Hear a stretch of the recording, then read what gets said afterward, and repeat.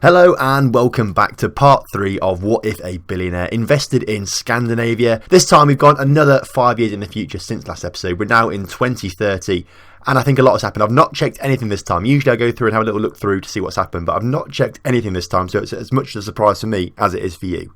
So a quick recap from last time then. Finland was 36th in the European competition rankings, finished top division. But Denmark, Norway and Sweden all battling each other out. They were 12th, 13th and 14th. So hopefully there'll be a bit more progress and maybe see some teams and some sides and some leagues break into the top 10 in the Europe. However, it would be nice to see Finland catch up as well. And there might be a few things you have to do before next episode to try and get them to catch up if they haven't already. So as Finland was lagging behind last time, we're going to start off with them instead. Right, the Finnish Premier League, 35th. In European rankings, so it's only gone up one place, which, I mean, that's not great, is it really? If we look at that, it was 32nd actually at one point, 2025, so maybe just after we finished last time out, it jumped up a little bit more, but then dropped all the way back down to 37th before going back up to 34th, and now is 35th. So no real progress, unfortunately, which kind of suggests they're not doing too much in Europe.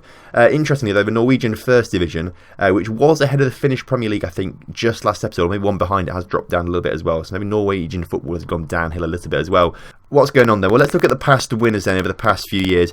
HJK kind of looks like their reign of dominance did end a little bit. PS Kemi getting a few wins there as well. They had 3 wins, but HJK have won 2 of them as well. Interesting though, when PS Kemi have won it, HJK have not finished higher than 3rd place actually. Sometimes let me being in the top 3. So maybe the hegemony there of HJK is starting to come down a little bit now, and PS Kemi is starting to become the better and more dominant side in more recent years. Again, if we look back in transfers, all these clubs have been given millions, but really none of it is being spent at all. And I guess it is just because the Finnish league has not risen in reputation. I guess a lot of these clubs won't really tend to buy foreign players, and perhaps that's sort of instilled in the league and all the database material and things like that. So perhaps that's why a lot of the transfers are low fees. A lot of them are into Finnish league transfers, and not many of them are coming from foreign countries. 7.5 million spent there though in 2029. That's pretty cool. HJK bringing some 2 players actually from OB. Now where are OB? They're in the Danish Superliga. So they've brought in 2 big players there. They must have brought them in. Actually, look at this, 2029. They'd been relegated, or they just got promoted actually. I don't know. Perhaps then they did sell some decent players. Didn't think they were going to do that well, and they sold some players, had to raise some cash and things like that to bring someone else in. So maybe that's why HJK spent a lot of money there. But other than that, not really a lot of money being spent at all. The Norwegian Premier Division up next. They were 14th last time, so they were the 3rd highest ranking division. But they have dropped down as well. They're down in 18th now. And actually, surprisingly, the Swedish Premier League down in 19th as well. So something crazy has happened, because they're up in 13th, 14th, then suddenly just a big drop off down to 21st at one point and into 18th, which is interesting. I don't really understand what could have... I mean, they must have had some really poor performances in Europe. That's the only thing I can think of there. But I can't see Denmark on this little bit. So I presume Denmark are either still in 12th or even higher. So perhaps they are doing quite well. Past winners, Stormsgrobset seems to be the dominant side last time out, but they seem to have dropped off a little bit. And now it's Viking that have become a dominant side, win the title for the last 3 years in a row. Valorenga still up there as well. They've always been around up there as well. Odd, sort of making the odd appearance, pardon the pun there. And then Stormsgrobset have fallen off a little bit in recent years. Transfer-wise, still some big ones out there, but I think we may have dropped a little bit, perhaps, saying that. It's still spending, a few transfers over £10 million, but a lot of them now sort of towards the lower, under £5 million sort of pound transfers there. The biggest one there is only just over £5 million there from Seattle. Still a fair few ones internationally, but again, I think this is starting to come more to just international or domestic transfers, rather, I should say, not international ones. Although saying that, a big £20 million there spent by Viking for a player from Anderlecht, Remy Vincent. Is he any good? If we click on him, wants to load. I mean, he's not worth 20 million. The stats do not add up to 20 million pounds worth of player there, I've got to say. And then again, like 2030, 4.2 million is the biggest spending transfer there. So perhaps a bit of a drop off there for Norway, which is interesting, I've got to say. So Sweden is the interesting one. They've dropped them, well, I say they have dropped the most, I think. They've gone down to 19th. They were 13th last time, so they've dropped 6 places. Norway have only dropped 5 places. So, again, they were up in 13th at one point, and they dropped all the way down to 27th, actually. So that was a really, really bad drop. They have recovered, actually, back to 19th, so perhaps they've done pretty well for themselves. As you can see from the past winners here, though, Malmo doing very, very well. Someone did tell me how to say Dirge Gardens in the comment section, but I have completely forgotten how you say it, so I'm going to butcher it again. Gardens or something.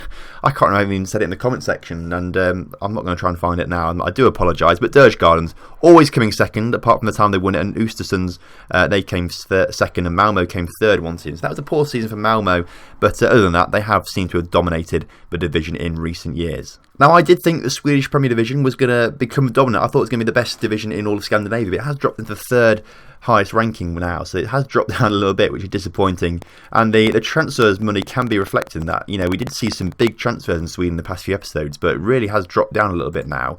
But 6.5 billion, they're the biggest in 2028. That's a low transfer compared to what we had been seeing in things like 8.5 million for next year, and then another 7.5 million there. So not huge transfers in Sweden either, which is interesting.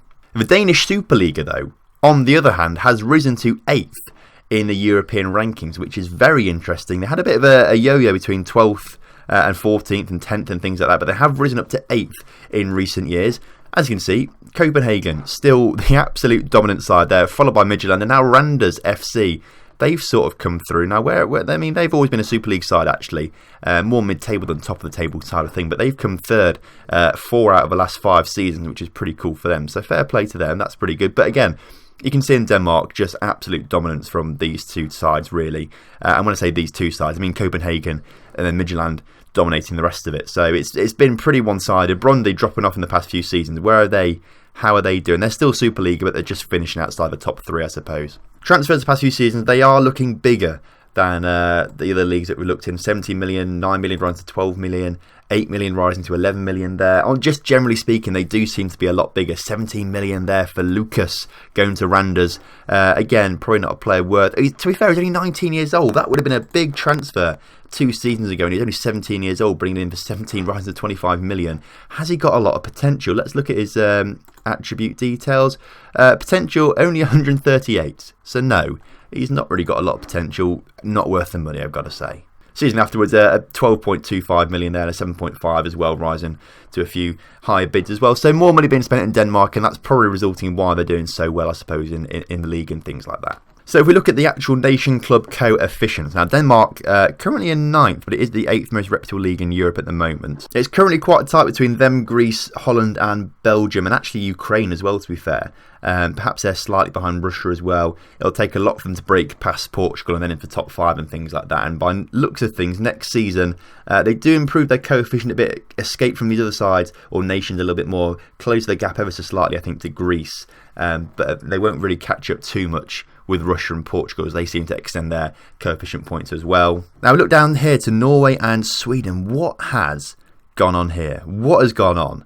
So, I mean, if we look across for their coefficients, they do go up. Both nations seem to go up to 23. They're both, well, actually, Norway goes down from 24 to 23. Sweden goes up from 22 to 23. It will overtake Norway next season, according to these predictions.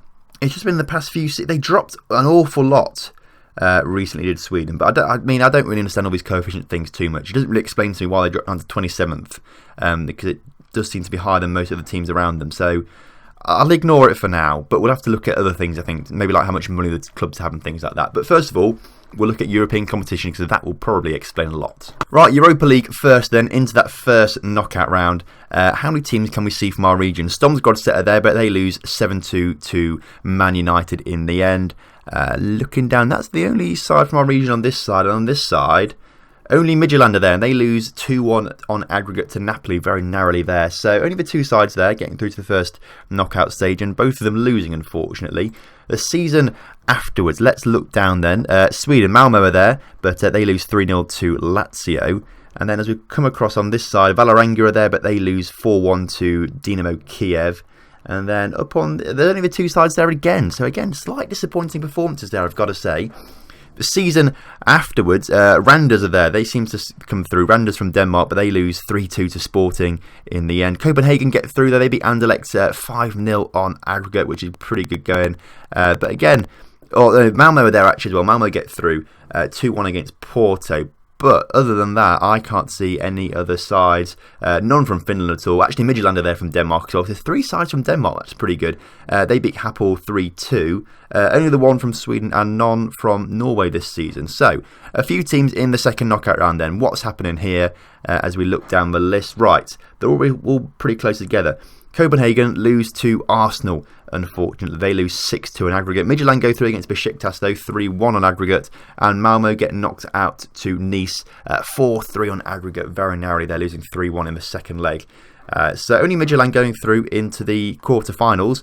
I think it was the furthest we've seen someone go, actually, so far. But Inter Milan beat them 5-3 on aggregate, despite Midtjylland winning 3-2 in the first leg. So unlucky, but a good performance so far. The furthest we've seen anyone get, I think, so far. 28-29 season now, as we look down the list. Norway are there, odd. They lose 5-2 to Stade Rennais, though, unfortunately. Looking down the list furthermore, 2 Danish sides at the bottom here. Midtjylland and Copenhagen both lose to Porto and Bilbao, respectively. Djurgården's there as well, but they lose to Lyon 3-0 on aggregate. No one goes through actually there, unfortunately. No one getting through, which is a bit of a shame actually. That everyone getting knocked out in the first knockout round. And then the season we have let's look down here then. Brøndby are there. They make an appearance for the first time this episode, really, but they're the only side from our region that are there. They lose 6-1 to AC Milan in the end, so pretty poor from them, but no other Scandinavian side there. And that is worrying, because this is why they're slipping down the tables. No one's doing particularly well. And by looks of things, this season they're going to slip down even further, because no one particularly doing that well, unless we see some huge performances in the Champions League. Right, Champions League knockout stages then. First knockout round. Copenhagen did pretty well a few seasons ago, I think. They may have got to the quarterfinals once, actually. But this season they managed to lose to Man City 5-0. So not getting to the quarterfinals this year, but they're the only side, once again, to appear in the Champions League. I think the only side from Scandinavia to appear in the Champions League knockout stages in recent years at all. In fact, in this experiment. The next 2 seasons, they're not in it at all. In the 28-29 season, no one either, which is a bit of a worry. And no one in this current season that we've just had as well. So, that is a worry. What are we going to do about this? If we look at all the groups instead, how many sides are getting there? Randers are there, actually, which is pretty good in the season we've just had. But looking down, no one else seems to be there. Like, why Copenhagen not there? I thought they would have qualified automatically at this stage now. But I can't see them there. Malmo there at the bottom as well, but they bottom their group, basically. So, nothing to think about too much. Let's have a quick look at them, actually, shall we? Okay, so the season we just had, Copenhagen aren't there, so I presume they had some sort of financial issues by overspending and things like that. But then, the past few seasons they have been in group stages of the Champions League and things like that, then getting knocked out and stuff like that. 26-27 they weren't anything either, so I presume financial issues once again. How much money have they got left? Only £117 million. So in 13 seasons they've spent 900 million, which is ridiculous. They've got top facilities and everything and things like that, which is pretty good. Is that maybe a new stadium as well? Maybe, I don't know actually. That might not be a new stadium, but a lot of money has been spent. A lot of money, which questions have to be asked, I think, about that. Maybe it's not sustainable for them. It's not a new stadium that they've got. We will go through stadiums at a later date, not this episode though. We'll go through them in a further episode, give everyone the chance to actually build a new one. Let's look at Randers then, because they've had a bit of a push recently, but they've got 300 million, so they've got 3 times as much money at the moment. Actually, let's look back at that quickly. How are they doing, like, facilities-wise? Not as good facilities, actually. I thought they would have invested more in that, but clearly they haven't. But interesting stuff, that, actually. A quick look at Malmo as well in Sweden. How much money have they got left? They've got another 300 million as well. They've invested quite heavily in facilities and stuff like that as well, so I don't know. I don't quite know what's happening. Perhaps we need to give them more money. Perhaps that's what it is. For next episode, I'll just go through it again, give everyone a bit more money. So just a random club here, Sirius. They have done recently quite well, actually, but we look at their money as well. They've got 600 million, actually. So perhaps, I think it's probably a bit more that the reputation just isn't quite getting there for some of the clubs. It's more the club's individual reputation that isn't quite getting there fast enough. And they're just spending money on things that perhaps they don't need to spend money on, overspending on players that aren't that good. So I think it's just a reputation thing at the moment, but we'll have to see next time, because I think I will give teams more money. PS Kemi, they're the current champions of the Finnish league. Obviously, they're quite low down, the Finnish leagues. Finances, they've got 700 million, so they're not spending much at all in Finland. which is probably why we're not really going up that much. But at the same time, they don't quite have, the Finnish league doesn't have the reputation, these clubs don't have the reputation to be spending lots of money and things like that. If we go to their league, can we see, it doesn't really tell me much about their domestic player biases and things like that, so I don't know, we'll have to look in the editor and things like that. But I think with Finland, the issue is domestic player bias and things like that. So a lot of things to think over for next episode. I think what we're going to do then basically is give some clubs some more money, maybe just try and spread the wealth out a little bit more, maybe just up club facilities as well that haven't upped them already and things like that, give them all good facilities, and maybe that will do and make the difference in seeing some good performances for next episode. So if you enjoyed today's episode, make sure you do drop a like on the video, subscribe to the channel if you're new around here, and I will see you next time for some more Billionaire action.